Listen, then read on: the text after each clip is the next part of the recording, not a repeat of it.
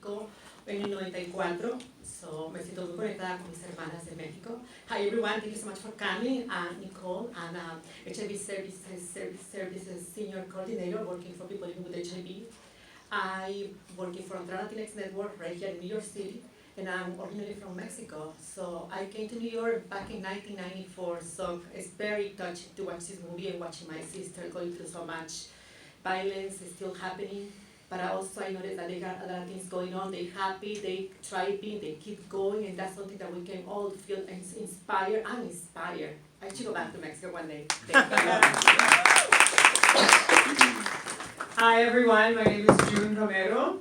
I recently moved to New York City from Miami, Florida. I encountered Claudia hace como unos 4 o 5 años, maybe 4 or 5 years ago, when Claudia brought me on as a consultant and assistant for the film, and I've been assisting in whatever capacity I can now during the festival run, especially here in New York City. I'm a trans woman, soy trans latina, cubana, nicaragüense, nací aquí en los Estados Unidos. I was born here in the United States. When I first saw the film, I was all in. I didn't know what Claudia wanted to do. I don't know what Claudia needed, but I was all in when I saw this film because it is a story that's intergenerational. It is interracial. It is an interclass story, socioeconomic. I mean, it covers the spectrum that we cover, which is the entire spectrum. Transgender people come from everywhere, every corner of the world. We look like everything. And I was taken aback because I had already seen some of these figures in virality on the internet, and when I saw the humanity with which the story was presented, I fell in love with each one of them, and so thank you so much for coming. To start off, Claudia, why don't you tell us about, well, what inspired you to tell this story? How did you meet your subjects, and what was that journey like producing this film? So mi pregunta es, ¿qué fue que te inspiró a hacer esta película? ¿Cómo llegaste a conocer las mujeres de la película? Y, what was my third question? ¿Cuál fue el proceso de hacer esta película? Right. Well, you know, I'm from, was a trans woman. So, you know, like in New York, Latin America, we have the stores, first floor, and then second floor, the apartments. So it was my case. The beauty salon was at the first floor, and the second floor was my apartment. So I was a very lonely child. I was the last one of three kids. And I used to go downstairs every single day, you know, to watch the telenovela, if there was no, you know, customers at the beauty salon. And my experience with a trans woman when I was a kid was sweet, was protective. She used to help me with my homework, gave me chocolates. She was very kind to me. You know, she used to, like, you know, these times when you could play on the streets in Latin America, not anymore, but, you know, in the 90s. So she was like, Claudia, you know, stay where we can see you, don't accept candies from strangers, you know, all these advices that you give to kids. So for me, she was my adult friend. I was 5 years old. And, but I also witnessed the bullying, you know, when she used to wait for her bus. People at night were, you know, calling her names, and I was 5 years old, and I didn't understand why they were treating her like that, you know. And all these memories came up in my 30s when I decided to embrace our community, our LGBTQ community, because I'm part of the LGBTQ community as well. And when I saw the statistics of the trans community in Latin America, these flashbacks, these memories came into my mind again. You know, they were like sleeping in my mind, and they just boom, pop in my mind. And then I decided to embrace and dignify and honor the lives of transgender women in Latin America, honoring the person that I met when I was a kid. You know. And how I met this wonderful woman. Well, I did a research in Latin America. I had to sacrifice myself and fly to Cuba, to Brazil, to Colombia, you know, to many places, and to do the research, talk to organizations. And that's how I met them. We wanted to show the positive stories of 3 women that reveals the resilient spirit, that even though they had adversities, they could face these adversities and transform the negative experiences into positive, to pursue their dreams in life. Because this is really important to show. So I did a research and I contacted organizations, and these stories came up, were recommending me, hey, I know a Moshe that sells tacos in Mexico City, her tacos are great, and it's called Lady Tacos de Canasta. And even when she was not in Netflix, because by the way, she's on Netflix in Taco Chronicles, season 1, episode 3. So, and I met her before that, as well as Kenya. I met her before she opened her organization. And, I saw her lucha, her resilience, the willing of pursuing the dreams in life. And I said, let me film this year by year, year by year. So this documentary took almost 7 years to make it happen. Yeah. Right, and it was worth it. 7 years, yeah. It really stuck out to me because we had so many different perspectives of trans women. We see a woman who transitioned later in life, who has to come out to her family, to her daughters. We see an indigenous woman, which I don't think we really see often in media. And last but not least, Kenya, who was incredible. And I don't know if you know this, but Mexico has one of the highest murder rates of trans women in the world. And the fact that through her activism, Paola's death was the first trans femicide to be legally recognized in Mexico is a huge feat. Yes. Yes, there's now a law. There's a new law that Mexico City approved a month and a half ago, called Paola Buen Rostro Law, and it's the first law that recognizes the trans feminicides in Mexico City. And through Kenya and other activists, they are working right now, as we speak, to approve this law in the entire Republic of Mexico. Amazing. Quisiera agregar algo. I want to add something. As an aside, please support the women you see in this film. Support the people in your life who are transgender, who may be experiencing any kind of difficulties or need resources or help, or simply your acceptance or your love. Support these spaces. La Casa de las Muñecas Tiresias is an ongoing, currently operating shelter. If you can go online, I'm sure you can find a donation tab. Send $50 to La Casa de Muñecas Tiresias. They do amazing work, okay? These things don't just happen encapsulated in this theater. We don't exist in a vacuum. I ask you that as a trans woman. And I say another thing. I will share a story personally, a story that just happened to me this morning. And the reason why this film is so important still, and films like it need to be made more in the future. And it is because this story is not the story of 3 women. This is the story of all of us. This is all our story. The trans community is too small for us to be divided amongst ranks of class and color and earning. It simply is.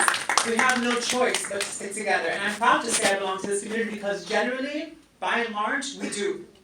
We do. Yesterday, I went to Marcha de las Putas. I'm not sure if you guys know. Pero ayer estuve apoyando, porque yo también he sido una mujer que me he tenido que sostener a veces a través del trabajo sexual. And that's something I'm ashamed about, right? That's my life, my reality as a trans woman. But this morning, I was walking out of my house. And I'm a woman who doesn't experience a lot of friction in society. Ordinarily, I fly generally under the radar. People compliment me on what they perceive as possibility. It's not necessarily something I think about. Well, I left my house, and as I was walking to the subway, and this has never happened to me, a man approached me, as usually happens. A man approached me and tried to hit on me. And as he was coming toward me, very close to me, he was 2 inches from my face. And I'm not quite sure what combination of factors or characteristics or prior knowledge this man had about me. But he clocked me. He clocked me. For those of you that are not in the community, that means he detected me as a trans person. And as soon as he was 2 inches from my face, he said, "Oh no." He backed away from me and he yelled, "That's a man." Now, the confrontational type who takes on challenges, was not one to run away until he said that. I was taken aback wondering in my mind what it was that he picked up, because that's what we do to try to survive. And a man who had been checking me out right before him turned and in disbelief and anger said, "What? That's a man?" And I said, "I gotta go." I had never walked so fast in my life. I skadooshed to the subway, bitch. You understand? Because I knew in that moment, all I could think about was Alon Nettles in 2013 who was killed the same way here in New York City. A man outside a convenience store wanted to get her attention and her number, and she ended up murdered. And I thought, oh, here I am in New York City, a generally perceived as passable white Latina, bilingual, educated, on top of my game, and I could be killed right here. And I'm still shaken by that. And that is why this kind of stuff is important, the documenting of these things is important, and it's important for us to stick together, because the moment you think you're protected, that is an illusion that's shattered.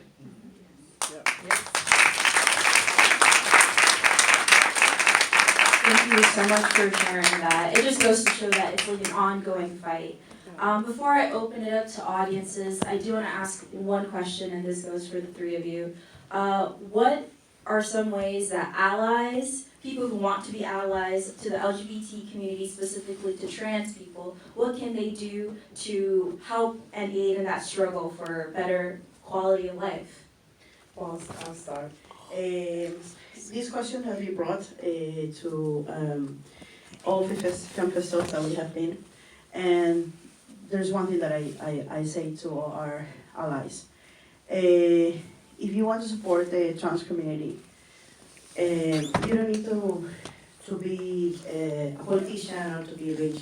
If you have a business or if you work in a university and you can offer education or you can offer a job, please do. And be patient and train them and show them, because the trans community haven't, you're welcome, baby. So haven't been able to have this, you know. Can you imagine, like, because of being you yourself, the society denies you education, denies you healthcare, denies you jobs, you know, and it corners you to do, you know, one type of work or two type of work. That's it, because of who you are. So that's where our trans community is. That's their, you know, that's the situation. And we as a society, if we can, you know, we can offer jobs, please do. Trans Mexico, just FYI, not just film 3 stories of transgender women. Everybody in our production is part of the LGBT community. We have a transgender associate producer. We have almost all our assistant producers are transgender people. We have 2 transgender men, the rest transgender women, and we have 3 people that are straight, and we call it the widows. So, you know, but it's because we only, you know, we need to practice what we preach, right? So, and please do that. And it's like June said, if you see something in the train, if you see something in the bus, please stand up for the community. They just need one opportunity from us. Speaking of, I'm putting it out there. I am looking for housing. I am looking for employment in New York City. I am an actress. I do a million things. Come see me afterward. Thank you. So we're gonna, Yeah, okay. Yeah, working for Trans Latinx Network has opened up doors for so many transgender females and, you know, LGBTQ members working for the transgender community. Back in the 90s, we didn't have the access to places like this one even, to go into movies. And these days, we're very excited and happy that we support the movie. We here, I see a lot of, you know, familiar faces. Thank you so much for being here. But we also need to keep advocating for the community and coming all of us together. And a lot of times it's a shame that we had to, you know, like our trans sister talk about right here, right now, her experience. It's still happening in your city. And we're supposed to be, I mean, we achieved things that we didn't have before. Since 1994 when I came here, that it was really, you know, we didn't work on the street in the daytime. We used to just work outside the nighttime to do sex work like vampires. Only like the possible. And I'm sorry for saying that, I used to be able to work in the daylight. And we couldn't get a job. Nobody would hire me because I was a sex worker, transgender, and documented Mexican, you know. So it's a lot of things that we're working to overcome. But we need to continue working, all of us together, with allies, we need to, continue joining rallies. Go to Washington, and we need to speak to more people. We need to get to higher places. In political places, fields that we're not welcome, we have to be there. And we have to raise our voices. They have to hear us, because guess what? We pay taxes. All of us. We are a community that is small, but we're huge when we come together. It's not just about when the gay pride showing you bigger breasts and your fancy nose. Let's go together daytime to fucking Washington, and let's talk about us politicians, and we're here. We're all gonna try, we're gonna keep going. And we're also sisters, brothers and sisters, community members. We need to educate ourselves. Education as a kid. We need to go to school. So we can go. So one of these days we need to have a transgender mayor in New York City. Why not? We need to get to those places. Political power, we need it. All of us together. Any one of you could be the next mayor in New York City. Any one of you could be the next movie star, like here. See, we got a movie star like that. We got a lot of people.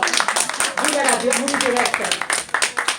I'm a former sex worker, but if I still, people want to pay me, I'm ready. So we really need to go out there, coming all of us together as a community. Put aside your differences. We need to continue working all of us together. Like today, we look for more people to go to this movie, and some people didn't show up. Others are happy to be here, and that's the people that we need. People who need to come over to show up and just continue working for the community. It's for all of us. And also for the next generations. It's probably going to be living soon, but we need to keep going. So please continue working together, supporting the cinema, the Latinx cinema. A lot of times we don't go see movies. We have to come over and see movies. So they can continue doing movies for us, by us. So thank you so much for the movie. Thank you. Thank you. So we'll open it up to questions from the audience. Yes. Do I need a mic or no? I'll just repeat the question. No, it's okay. Just loud. Okay, go ahead. Okay. I have to say thank you, Translatina, for being one of the few organizations that came to support this, even though it was promoted, because I saw the flyers. So thank you, Cristina Herrera. Thank you, Nicole and their team, for being here, because a lot of us from Translatina show up here today. Yesterday I was at the SLAT March, and because Danny Martinez, I'm not speaking on behalf of nobody else, speaking on my own behalf, that I support legalized sex work. It's time to legalize sex work, not discriminalize. Legalize sex work, so people get protected and pay taxes, so they have money when they get older. So the benefits. So thank you, and thank you for doing this type of productions. There's another film called Kenya. You gotta watch it too. So thank you for being here. Thank you. Don't forget Translatina Network, representing in the house. Questions from the audience. Yes. So it's not necessarily a question, but I have a comment that I think is important to make. The thing that I always remind myself is that trans people have always existed. Yes. Right? It's not something that just happened to come out of nowhere one day. It's always been there as long as humans have been here. We just look good as hell now. Exactly. Look back. Another thing I think about too is that you mentioned the entire crew being, majority trans. And I'm a director and a producer, and what people don't realize is it's an active choice to make your sets like this, right? And when you have a lack of diversity, it's an active choice, right? And so I think it's really important and really amazing to see that it's obviously being implemented the way that it should be, right? And one more thing is that we all know trans people. Whether or not you know that they're trans, we all know trans people. They're not a monolith, right? They come in every single shape, way, or form, whether they're passing or not, right? And I think that is something that's really incredible to be aware of, especially as cinema advances alongside with that definition. So I really thank you guys for coming. Thank you so much. Do we have a question? And Translatina in the house, don't forget. Hi, I'm wondering if you have advice or what your advice would be for the parent of a young trans child who is affirming and wants to parent out of joy and not fear when you're faced with situations like you were this morning. Okay, so looking for advice for a parent of a trans child how to parent out of joy and not fear? I'm not sure. You know, find community. I have worked with, and I still work alongside many trans children. I've worked in so many capacities in this community. I don't know if I properly introduced myself, but I helped start an organization in the southeast of Florida called Trans Social. My transgender parents run it. They're very near and dear to my heart. Morgan Mayfair and Ashley Mayfair, a husband and wife team, both trans people. And I have worked in so many capacities with so many trans people across the spectrum of our existence. And I know many trans children. And in fact, I just escorted 3-4 trans children here to Calum Lord. I myself, I'm a medical refugee. I'm a medical refugee. I came from Florida because I cannot get the health care I need. Okay? That is 2024 United States reality. I came here running because I was fired. And the year prior to being fired from my job and let go after I announced my resignation 2 months ahead, was because for a year I had spent very poorly insured as a trans person because they sacrificed, they put us on the chopping block. The rates skyrocketed and they said, we can't cover trans people anymore like that, sorry. But you'll keep working for us, right? DeSantis. Right, so that's where I am. So when I say this, I say those 4 children that came here to Calum Lord were also medical refugees, they are. And they came here for that reason. And I can't tell you anything else than they found support and joy in each other. And the parents found joy and support in each other. And so community is the answer, and through community you will find joy. And through seeing yourself reflected in the stories of other parents of transgender children, you'll find the joy. Great. I have something to tell these parents. Love should prevail over stigma, no matter what. And look for information. How to get together, how to be closer to your child, always. You know, there are things that you're gonna be learning in the process, but always be open.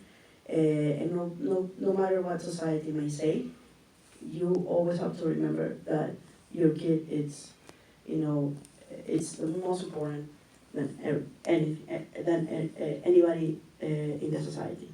Love always has to prevail over the stigma. Okay, and if you speak Spanish, do you speak Spanish?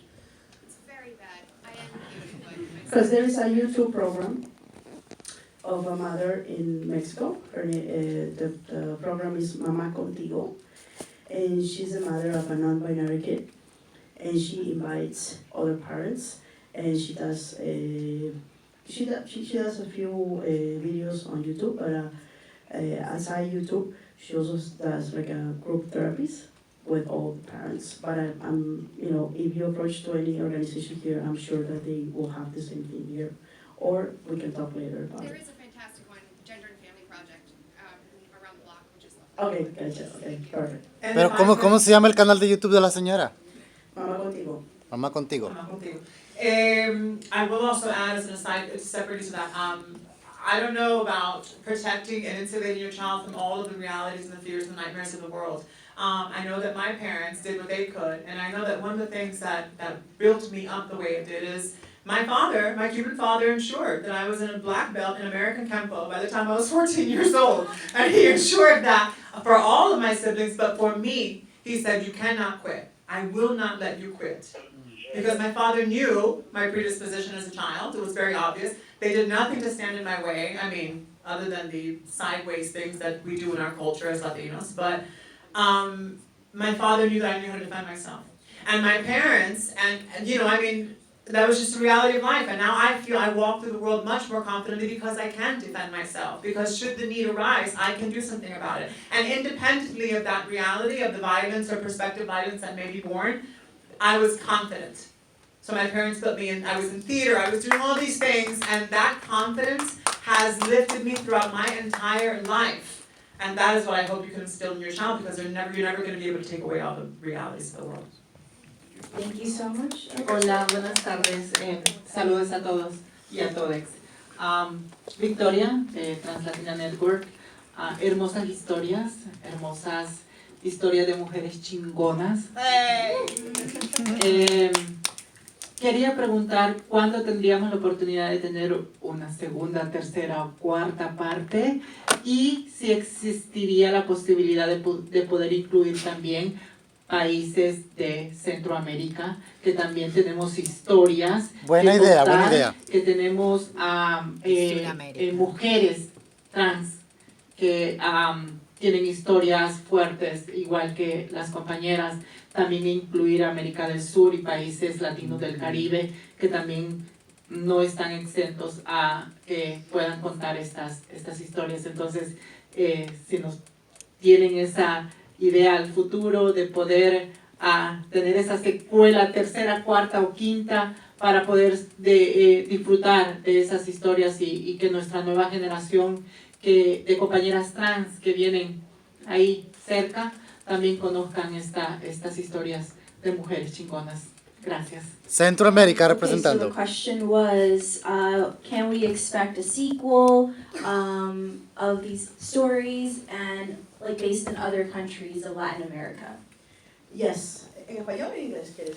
Either one, I can both. Okay. Buena both. So yes, we have a few projects on the table already. Actually, let me see a story. Before we did Trans-Mexico, because I went to other countries, the one that we started working was Trans-Cuba, you know, and because I live in Miami, you know, like 30-minute flight, 15-minute flight from Miami to Cuba, so it's very close. And but it's, you know, Trans-Cuba. Also, there are amazing stories that they live under the regime, you know, and they have to become very creative to survive, you know, because that is not only the discrimination but also the economy, you know, the economy that is bad economy for everybody. But yes, I've been thinking to do something in Central America, something in the South as well, something with trans immigrants, a project with trans immigrants in the U.S. So we have several projects on the table, and if you know any investors, please let me know. That would be great.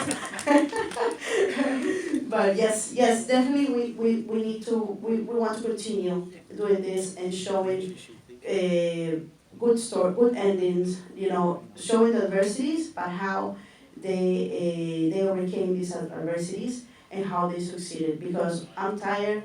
And I'm sure all the community is tired of seeing sensationalism within the trans community. And just FYI, Trans-Mexico, we worked with the Trans Latina community in the U.S.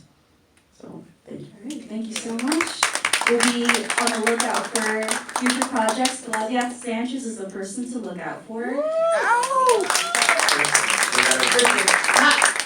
Miren a todo el mundo que no vio esto, que se perdieron un tremendo documental, okay? Tell those who couldn't come out that in this tremendo documentary, an amazing documentary, and we have to continue to support our allies as they continue to support us. This is a real ally, okay? And whatever resources we have to follow them in their direction and she'll continue to follow them into mine. Because Claudia is the reason I paid my rent this month, okay? Y tú lo anunciaste ayer. Y no están I want to acá. give a special shout out to the director, Claudia Sanchez, for telling this story. I want to thank everyone who came out, who had the courage to come out, to come and attend the festival. And I really want you to understand that your stories are valid, that this is community, that all these stories are our stories, and that you're going to see yourselves reflected here at the New York Latino Film Festival. So I hope you attend it again and come back and understand that as you walk out through these doors, you know, that all these stories are ours. So I thank you all so very much. And thank you for having the courage to come, everyone. And come through because we have more trans stories that are here at this festival. We had some last night. So yeah. And we had trans actresses yesterday. So they're all across the festival. Well, I missed it. Yes, but you're here. So, you know. wonderful. I want to thank Claudia again. And I want to give a shout out to the filmmakers of the other stories that was here. You know, our immigration story, The Dreams Are Who I Am. I want to give a shout out to Olga Livov, Rick Gudietti, and Victor Yukin. I know I'm just spelling the names, but they couldn't be here with us, but their stories are equally just as powerful, because we do have a, you know, migrant issue, and those are stories, every story is reflected here in this festival, and everything is valid, and I thank you all so very much. Thank you, everyone. We're going to network with a politics up there. Have a good day. Thank you. This is Canisto, the director of the New York Film Festival.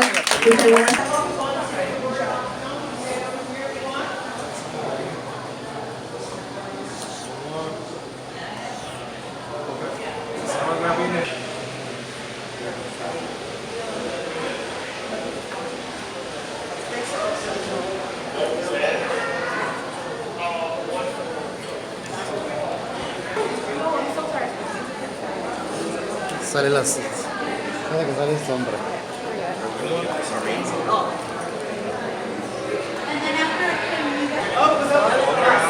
Plenty of space. Anybody else? Move a little bit. Shift a little, Sayula. Que se hagan para allá. Do go that way, please, a little bit.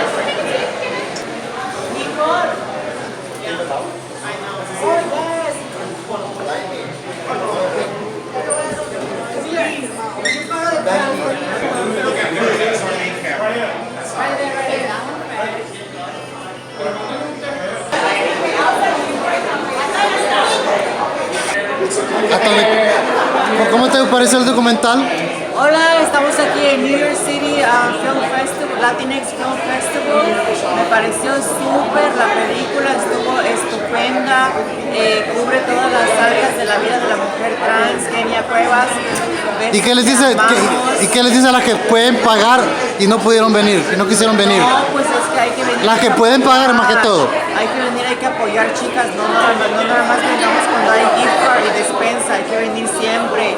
Y hay que apoyar ese tipo de proyectos que al final del día nos benefician a nosotras, que reflejan nuestras historias, que hablan de nuestras vidas, de nuestras narrativas y de todo lo que pasamos. Entonces, apoyen, vengan, no les cuesta nada, o sea, a veces gastamos más en maquillaje, carteras y chupe, así que $25, $10, $15 que cuesta la entrada, vengan, asistan y apoyen el movimiento. Ya que no pueden ir a marchas, no pueden ir a acciones, a rallies, vengan a divertirse aquí, a ver una película. ¿Y esta quién fue la que habló? ¿Quién fue la que habló? Oh, Elizabeth Chávez, desde Nueva York para el mundo. Gracias, bye bye.